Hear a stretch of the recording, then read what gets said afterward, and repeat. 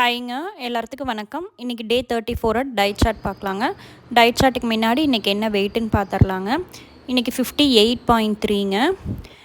நேற்றுக்கு இன்றைக்கி 400 கிராம்ஸ் குறைஞ்சிருக்கு. நம்ம கொஞ்சம் கொஞ்சமாக கலோரிஸ் குறைச்சி ஒர்க் அவுட்டும் வாக்கிங்கும் எக்ஸ்டெண்ட் பண்ணும்போது நல்லாவே குறையுங்க. 400 கிராம்ஸ் நேற்றுக்கு இன்றைக்கி குறைஞ்சிருக்கு. அடுத்த மார்னிங் ட்ரிங்க் வந்து நார்மலாக ஆஸ் யூஷுவல் தாங்க. சீரகம், சோம்பு, வெந்தயம் மூணுமே ஒவ்வொரு டேபிள் ஸ்பூன் போட்டு 1/2 லிட்டர் வாட்டரில் நைட்டே ஊற வச்சுருங்க. மார்னிங் எந்திரிச்சதையும் ஃபர்ஸ்ட்டு ட்ரிங்க்கை எம்டி ஸ்டொமக்கில் இது குடிக்கும்போது நம்மளோட தேவையில்லாத கொழுப்புகளை வந்து நல்லா குறைக்குங்க. கெட்ட கொலஸ்ட்ரால் வந்து நல்லாவே குறையும். சீரகம், சோம்பு, வெந்தய தண்ணிக்கு நல்லா ஃபேட் லாஸ் இருக்குங்க. இது நம்ம குடிக்கும்போது நம்மளோட ஸ்டொமக்கே நல்லா ரிலீஃப் ஆன மாதிரி இருக்கும். எந்த விதமான கேஸ் ட்ரபிளோ ப்ளோட்டிங்கோ இருக்காதுங்க. நல்ல டைஜஷன், ஜீரண சக்தி அதிகரிக்கும். நம்ம நாள் ஃபுல்லாக சாப்பிட்ற சாப்பாடு சீக்கிரமாகவே டைஜஸ்ட் ஆகிறதுக்கு தான் இந்த சீரகம், சோம்பு, வெந்தய தண்ணிங்க. ரெகுலராக மார்னிங் எடுத்துக்கோங்க.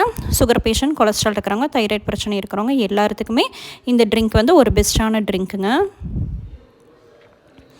அடுத்து வந்து நம்மளோட ரொம்ப நாளாக நம்ம உடம்புல வந்து தேங்கி இருக்கிற கொழுப்புகளை குறைச்சாதான் நல்ல ஃபேட் லாஸ் இருக்குங்க. அதுக்கு வந்து பெஸ்ட்டானது நெல்லிக்காய் ஜூஸ் தான்.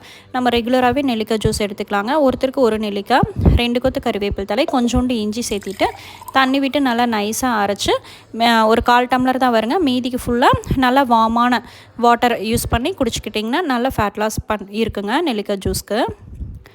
அடுத்த மார்னிங் பிரேக்ஃபாஸ்ட்டுக்கு வந்து வெண்டைக்காய் தோசை தாங்க. வெண்டைக்காயை அரைச்சி ஊற்றி மாவில் நார்மலான தோசை தான், தக்காளி சட்னி.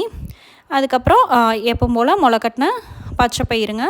அதுக்கப்புறம் நட்ஸு தான், பாதாம், கருப்பு திராட்சை, வால்நட் எது வேணாலும் நீங்கள் எடுத்துக்கலாம். இந்த மாதிரி நட்ஸ் எல்லாம் சேர்த்தும் போது நம்மளுக்கு நல்ல எதிர்ப்பு சக்தி அதிகரிக்குங்க. வெண்டைக்காய் தோசைக்கு நான் ஒரு 10 வெண்டைக்காயை நல்லா வாஷ் பண்ணிவிட்டு இந்த மாதிரி குட்டி குட்டியாக கட் பண்ணி மிக்ஸி ஜாரில் அரைச்சி எடுத்து மாவில் கலந்துக்க போகிறேங்க. வெண்டைக்காய் வந்து நார்மலாக பிடிக்காத குழந்தைகளுக்கு கூட இந்த மாதிரி நம்ம அரைச்சி தோசையாக சுற்றி கொடுக்கும்போது நல்லா அவங்களுக்கு வந்து பிரெயின் டெவலப்மெண்ட் நல்லாயிருக்குங்க. லைட்டாக ஒன்றும் பாதியமாக அரைச்சி விட்டுட்டு அதுக்கப்புறம் நார்மலான நம்மளோட இட்லி தோசை மாவு யூஸ் பண்ணி மிக்ஸி ஜாரில் மறுபடியும் நல்லா நைஸாக அரைச்சி எடுத்துக்கோங்க. கொஞ்சம் இந்த மாதிரி வலுவலுன்னு தாங்க இருக்கும். கொஞ்சம் கெட்டியாக கொதப்பாக தான் இருக்கும். நம்ம வந்து ஆனால் தோசை ஊற்றும் போது நல்லா வந்துடுங்க. நம்ம உளுந்து, அரிசி மாவு 2 கரண்டி சேர்த்திட்டு தோசை மாவு பதத்துக்கு தண்ணி விட்டு நம்ம கரைச்சாலும் இந்த மாதிரி தான் கொஞ்சம் கெட்டியாக அந்த வலுவலுப்பாக தான் இருக்குங்க. ஆனால் தோசை ஊற்றும் போது சூப்பராக வரும். நார்மலாக நம்ம எப்பவும் போலயே நல்லா நைஸாக ஊற்றிக்கலாம், இல்லை ஊத்தாப்ப மாதிரி ஊற்றிக்கலாங்க. ஊற்ற அந்த நம்ம ஸ்ப்ரெட் பண்ணி விட்றதுக்கு ஈஸியாக தான் இருக்கும். அதுக்கப்புறம் அதுக்கு நம்ம நல்லா ஒரு தோசை எடுத்துக்கிறதுனால நல்லா ஃபில் ஆகிறதுக்காக பெரிய வெங்காயம், கேரட், குடமிளகாய் எல்லாம் போட்டு இந்த மாதிரி பண்ணும்போது நம்ம ஒரு தோசை எடுத்தாலே நல்லா வயிறு ஃபில் ஆகிக்குங்க. கலோரிஸு ரொம்ப ரொம்ப கம்மியாக தான் வரும். நிறையா வெண்டைக்காய் யூஸ் பண்ணியிருக்கிறனால நம்மளுக்கு வந்துட்டு அரிசி மாவு தோசை கம்மியாக தான் எடுத்துக்குவோம். சூப்பராக இருக்குங்க. நல்லா டேஸ்ட்டும் நல்லாயிருக்கும், நல்லா மொறுமொறுன்னு வரும். ட்ரை பண்ணி பாருங்கள். இந்த மாதிரி சுகர் பேஷண்ட்ஸ் எல்லாம் இந்த மாதிரி வெண்டைக்காய் தோசை கூட நம்ம எடுத்துக்கலாங்க. இதுக்கு வந்துட்டு தொட்டுக்கறக்கு கார சட்னி தான். தக்காளி, வெங்காயம் எல்லாம் போட்டு வணக்கி சட்னி தாங்க. அதுக்கப்புறம் முளைக்கட்டின பச்சைப்பயிர் வந்து கண்டிப்பாக ஒரு கைப்பிடி, நம்மளோட உள்ளங்கையில் ஒரு கைப்பிடி எடுத்திங்கனாவே போதும், நல்ல புரதச்சத்துங்க. அதுக்கப்புறம் நட்ஸ் வந்துட்டு டேட்ஸு, ரெகுலராக 2 டேட்ஸ் கூட நீங்கள் எடுத்துக்கலாம். நல்ல அயன் கண்டென்ட் இன்க்ரீஸ் ஆகும். பாதாம், கருப்பு திராட்சையெல்லாம் கெட்ட கொலஸ்ட்ராலை வந்து குறைச்சி நல்ல கொலஸ்ட்ரால் இன்க்ரீஸ் பண்ணி கொடுக்குங்க. சூப்பரான ஒரு ஹெல்த்தியான பிரேக்ஃபாஸ்ட் எடுத்தாச்சுங்க. அடுத்தது வந்து 11 மணிக்காட்ட எடுத்த ட்ரிங்க் வந்துட்டு சப்ஜா சீட்ஸ் யூஸ் பண்ணி லெமன் ஜூஸ் தான். சப்ஜா சீட்ஸ் வந்து நம்ம நல்லா உடம்பை வந்து குளிர்ச்சி கொடுக்குங்க. நீங்கள் சியா சீட்ஸோ சப்ஜா சீட்ஸ் ரெண்டுமே எடுத்துக்கலாம். ரெண்டுமே வந்து நம்மளோட பாடி ஹீட்டை குறைச்சி நல்லா கூலிங்காக வச்சுருக்குங்க. அரை மணி நேரத்துக்கு முன்னாடி 1 டேபிள் ஸ்பூன் மட்டும் ஊற வச்சிங்கனாவே நல்லா பொதுன்னு வந்துடும். மீதிக்கு வந்து ப்ளெயினான கோல்டு வாட்டர் ஊற்றி ஃபில் பண்ணிவிட்டு அதுக்கப்புறம் லெமன் ஒரு 1/2 லெமன் பிழிஞ்சு விட்டு குடிச்சிங்கன்னா சூப்பராக செம்ம டேஸ்ட்டாக இருக்குங்க. எந்த விதமான சுகரும் நீங்கள் ஆட் பண்ண வேண்டியதில்லை. அந்த சப்ஜா சீட்ஸு, சியா சீட்ஸ்லேயே வந்துட்டு நல்லா அதுவே வந்து நம்மளுக்கு குடிக்கிறதுக்கு நல்லா இருக்கும்போது எந்த விதமான சுகரும் ஆட் பண்ண வேண்டியது இல்லைங்க. சியா சீட்ஸுங்கிறது துளசி விதை, சப்ஜா சீட்ஸுங்கிறது திருநீற்று பச்சை இலைங்க. ரெண்டில் நீங்கள் எது வேணாலும் யூஸ் பண்ணிக்கலாம். நல்லா நம்மளுக்கு பாடி வந்து கூலாக வச்சுக்குவோம். இந்த மாதிரி நம்ம சம்மர் சீசன்ஸில் வந்து இந்த மாதிரி ஜூஸ் எடுத்துக்கலாங்க. டீ காஃபி அவாய்ட் பண்ணிவிட்டு முடிஞ்ச வரைக்கும் சம்மர் சீசனில் வெயிட் லாஸ் பண்ணும்போது சீக்கிரமாக வெயிட் லாஸ் ஆகுங்க.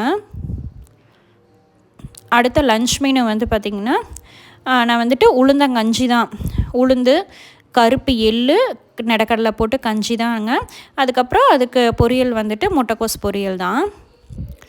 கருப்பு உளுந்தங்கஞ்சி எப்படி காய்ச்சலான்னு பார்த்திங்கன்னா பொட்டு உளுந்து தான். கருப்பில் பொட்டு உளுந்து வந்து நான் 1 கப் எடுத்துருக்கேங்க. இது வந்து நல்ல ஃபைபர் கண்டென்ட் உள்ளது. முழங்கால் வலி, மூட்டு வலி, கைகால் வலி இருக்கிறவங்களாம் இந்த உளுந்தங்கஞ்சி ட்ரை பண்ணலாங்க. வெயிட் லாஸுக்கு வந்து உளுந்து வந்துட்டு சூப்பராக நம்மளுக்கு ஃபைபர் கண்டென்ட் நார்ச்சத்தை அதிகப்படுத்தி சீக்கிரமாக வெயிட் லாஸ் ஆகிறதுக்கு யூஸ் ஆகுங்க. நல்லா மீடியம் ஃப்ளேமில் வச்சு பொன்னிறமாக வறுத்துக்கோங்க. வறுத்துட்டு ஆற வச்சுக்கலாம். 1 கப் கருப்புளுந்துக்கு 1/2 கப் அளவு கடலை எடுத்துக்கோங்க. பச்சை கடலை தான். 1/2 கப் கடலை வந்துட்டு மீடியம் ஃப்ளேமில் வச்சு நல்லா ஹீட் ஆகிற வரைக்கும் வறுத்துக்கலாங்க. வறுத்துட்டு எல்லாத்தையும் ஒன்றா கொட்டியே ஆற வச்சுக்கலாம். அடுத்து கருப்பு எள்ளுங்க. சுத்தம் பண்ண கருப்பு எள்ளு எடுத்துக்கோங்க. 1/2 கப்பு. 1 கப் கருப்புளுந்துக்கு 1/2 கப் நடக்கடலை, 1/2 கப் கருப்புளுந்து எடுத்திங்கன்னா சரியாக இருக்கும். கருப்புளுந்து போட்டதையுமே நல்லா வெடிக்குங்க. நல்லா வெடித்ததையுமே நம்ம எடுத்து கொட்டிட்டு 3ஐயும் ஆற வச்சு ஒன்றாவே மிக்ஸி ஜாரில் போட்டு அரைச்சி எடுத்துக்கலாங்க. இது வந்து நம்ம சீக்கிரமாக ஒரு 1/4 மணி நேரத்துலேயே இந்த உளுந்தங்கஞ்சி காய்ச்சிடலாம். செம்ம டேஸ்ட்டாக இருக்கும். குழந்தைகளுக்கெல்லாம் கூட இந்த மாதிரி நீங்கள் உளுந்தங்கஞ்சி ட்ரை பண்ணி பாருங்கள்.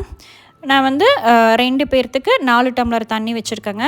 இந்த மாதிரி ரொம்ப நைஸாக அரைக்க வேண்டியதில்லை. கொஞ்சம் தருன்னு தான் இருக்குங்க. எள்ளுங்கிறனால கொஞ்சம் கட்டியாக இருக்கிற மாதிரி தான் இருக்கும்.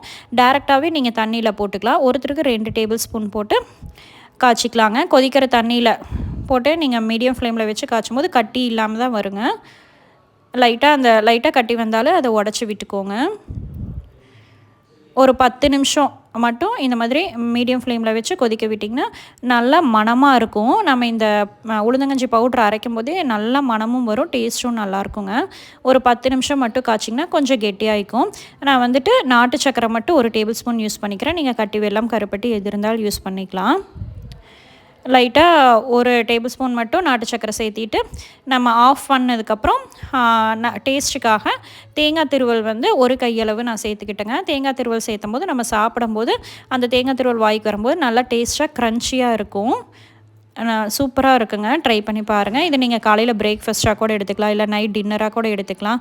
முழங்கால் வலி இருக்கிறவங்களாம் இந்த மாதிரி உளுந்தங்கஞ்சி ட்ரை பண்ணி பாருங்கள். முட்டைக்கோஸ் பொரியலுக்கு வந்து நான் இட்லி பாத்திரத்தில் குட்டி குட்டியாக நறுக்குன்னு முட்டைக்கோஸை வேக வைக்கிறக்காக 2 டேபிள் ஸ்பூன் வந்து பாசிப்பருப்பை 10 நிமிஷம் முன்னாடியே ஊற வச்சுட்டேங்க.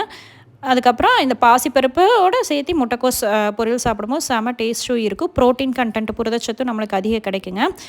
லைட்டாக தேவையான அளவு உப்பு சேர்த்திட்டு 5 நிமிஷம் மட்டும் இட்லி பாத்திரத்தில் வேக வச்சு எடுத்துக்கலாங்க. நம்ம வந்து இது தண்ணியை இருக்க வேண்டியதில்லை. முட்டைக்கோஸ் வந்துட்டு லோ கலோரி ஃபுட்டு தான். நம்மளோட கொழுப்புகளை வந்து நல்லா குறைக்குங்க. 5 நிமிஷம் வெந்ததுக்கப்புறம் பாசிப்பருப்பு வெந்துடும், முட்டைக்கோஸும் வெந்துருங்க. முடிஞ்ச வரைக்கும் இந்த பொரியலில் வந்துட்டு கடுகு அவாய்ட் பண்ணிவிட்டு பாசிப்பருப்பு சேர்த்திக்கோங்க. அதுக்கப்புறம் தாளிப்புக்கு நல்லெண்ணெய் விட்டு கடுகு, உளுந்தம்பருப்பு, சும்மா 1/2 டேபிள் ஸ்பூன் சீரகம் சேர்த்திக்கோங்க. கருவேப்பிலை, சின்ன வெங்காயமும் பெரிய வெங்காயமும் ஒரு 5-6 சேர்த்திக்கலாங்க. காரத்துக்கு பச்சை மிளகாய் சேர்த்திட்டு நான் வந்து கொஞ்சமாக மஞ்சள் தூள், வீட்டில் அரைச்ச சாம்பார் தூள் கொஞ்சம் சேர்த்திக்கிறேங்க. முட்டைக்கோஸ் பொரியலுக்கு இதெல்லாம் சேர்த்தும் போது கொஞ்சம் நல்லா நம்மளுக்கு ஒரு ப்ளெயினாக இல்லாமல் இன்னும் கொஞ்சம் டேஸ்ட் நல்லா இன்க்ரீஸ் பண்ணி கொடுக்குற மாதிரி இருக்கும். அதுக்கப்புறம் நம்ம வேக வச்ச பாசிப்பருப்பு, முட்டைக்கோஸையும் சேர்த்திட்டு சும்மா ஒரு பரட்டு விட்டிங்கன்னா செம்ம டேஸ்ட்டான முட்டைக்கோஸ் பொரியல் ரெடிங்க. இந்த மாதிரி ட்ரை பண்ணி பாருங்கள். ஒரு வித்தியாசமான டேஸ்ட்லேயும் இருக்கும், நல்லாயிருக்கும். சாதத்தோடு பரட்டி சாப்பிடும்போதும் லாஸ்ட்டாக தேங்காய் பூ சேர்த்தி இறக்குனிங்கன்னா சூப்பரான முட்டைக்கோஸ் பொரியல் ரெடிங்க. உளுந்தங்கஞ்சியோடு சேர்த்தி சாப்பிடும்போது நம்மளுக்கு நல்லாயிருக்கும். நான் வந்து 1 பவுல் அளவு உளுந்தங்கஞ்சி எடுத்துருக்கேங்க. இது வந்து ஒரு 250 to 300 ml வரும். இந்த மாதிரி வாரத்தில் ஒரு நாளைக்கு உளுந்தங்கஞ்சி ட்ரை பண்ணி பாருங்கள். கூடவே முட்டைக்கோஸ் பொரியலும் ஒரு 100 கிராம்ஸுங்க. மத்தியானம் லஞ்சு வந்து நம்மளால் ப்ரிப்பேர் பண்ண முடியலன்னா டக்குன்னு இந்த மாதிரி உளுந்தங்கஞ்சி கூட நம்ம காய்ச்சி குடிச்சிக்கலாங்க. அடுத்து ஈவினிங் டீ டைமுக்கு வந்து பார்த்திங்கன்னா ப்ளெயினான பிளாக் காஃபி மட்டும்தான். நீங்கள் வந்துட்டு ஆவாரம்பூ இருந்தால் கூட சுத்தம் பண்ணி அது ட்ரை பண்ணி பார்த்துக்கலாம். இல்லை க்ரீன் டீ உங்களுக்கு எது பிடிக்குதோ இந்த மாதிரி சூடாக குடிக்கணுன்னா பிளாக் காஃபி இஞ்சி தட்டி போட்டு கூட நீங்கள் குடிச்சிக்கலாம்.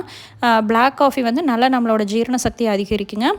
லாஸ்ட்டாக லெமன் பிழிஞ்சு விடும்போது நல்லாயிருக்கும். சுகர் ஆட் பண்ணாமல் நம்ம குடிக்கிறதுக்காக லெமன் பிழிஞ்சு விட்டிங்கன்னா டேஸ்ட்டும் நல்லாயிருக்கும், குடிச்சிக்கலாங்க. அடுத்த நைட்டு டின்னருக்கு வந்து பார்த்திங்கன்னா ராகி யூஸ் பண்ணி ராகி கூழ் மாதிரி தான் காயெல்லாம் போட்டு ஒரு சூப் ரெசிபி தாங்க. சூப்புக்கு வந்து பார்த்திங்கன்னா சும்மா கொஞ்சமாக ஒரு 1/2 டேபிள் ஸ்பூன் நல்லெண்ணெய் விட்டு பூண்டு ஒரு 5-6 பல் பூண்டு குட்டி குட்டியாக நறுக்கி சேர்த்துக்கோங்க. சின்ன வெங்காயம் ஒரு 5-6 சேர்த்திக்கலாங்க.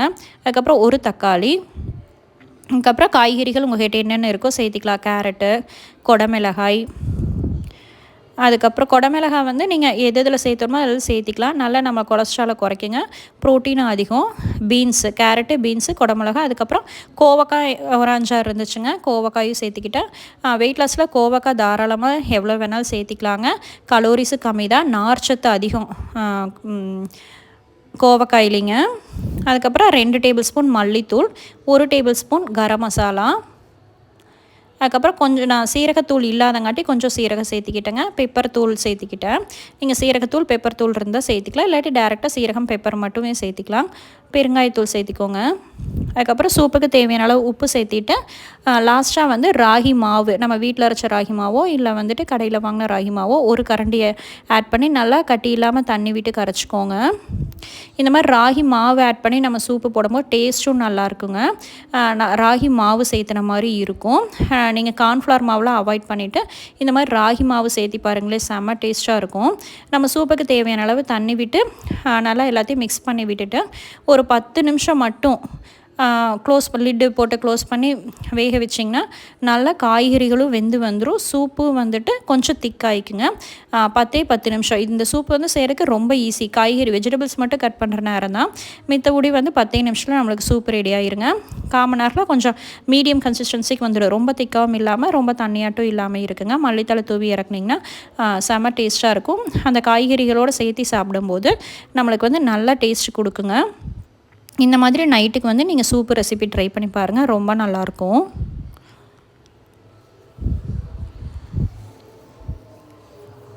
இந்த மாதிரி நீங்கள் ஒரு நாள் விட்டு ஒரு நாள் வந்து சூப்போ சாலடோ இல்லை ஃப்ரூட்ஸோ இந்த மாதிரி மாற்றி மாற்றி எடுக்கும்போது ஃபேட் லாஸும் இருக்குங்க. நல்லா சீக்கிரமாக வெயிட் லாஸ்க்கும் ரிசல்ட் வந்து குயிக்காக இருக்கும். அடுத்து நம்ம லாஸ்ட்டாக எப்பவும் போல் எடுக்கிறது தாங்க ஃபேட் லாஸ் ட்ரிங்க்கு தான். நீங்கள் என்ன ஜூஸ் சாப்பிட்டாலும் சரி, இல்லை சூப்போ சாலடோ எது சாப்பிட்டாலும், cooking food and cooking food எது சாப்பிட்டாலும் இந்த ஃபேட் லாஸ் ட்ரிங்க் எடுத்துக்கோங்க. இதில் வந்துட்டு கொள்ளு சேர்த்திருக்கிறனால நம்மளுக்கு நல்லா தேவையில்லாத கொழுப்புகள்லாம் குறையுங்க. என்னென்ன இன்க்ரீடியன்ட்ஸ்னு டிஸ்கிரிப்ஷனில் லிங்க் இருக்குது, செக் அவுட் பண்ணி பார்த்து பொடியை அரைச்சி வச்சுக்கோங்க. ஒருத்தருக்கு 1.5 டம்ளர் தண்ணி விட்டு 1 டேபிள் ஸ்பூன் போட்டிங்கன்னாவே 5 நிமிஷத்தில் கொதிச்சிரும். அந்த வடிகட்ட வேண்டியது இல்லைங்க, வடிகட்டாமையே எடுத்துக்கலாம். அந்த அடிவண்டலை சீரகம், சோம்பு, வெந்தய தண்ணி கூடவே ஆட் பண்ணி வச்சுக்கோங்க. ரெகுலராக நைட்டு தூங்க போகிறக்கு 1 மணி நேரத்துக்கு முன்னாடி இந்த ட்ரிங்க் எடுத்துக்கோங்க. நல்லா பெல்லி ஃபேட், நம்மளோட அடிவயிற்று சதையெல்லாம் குறையுங்க. நாளைக்கு பார்க்கலாங்க. தேங்க்ஸ் ஃபார் வாட்சிங். Bye by.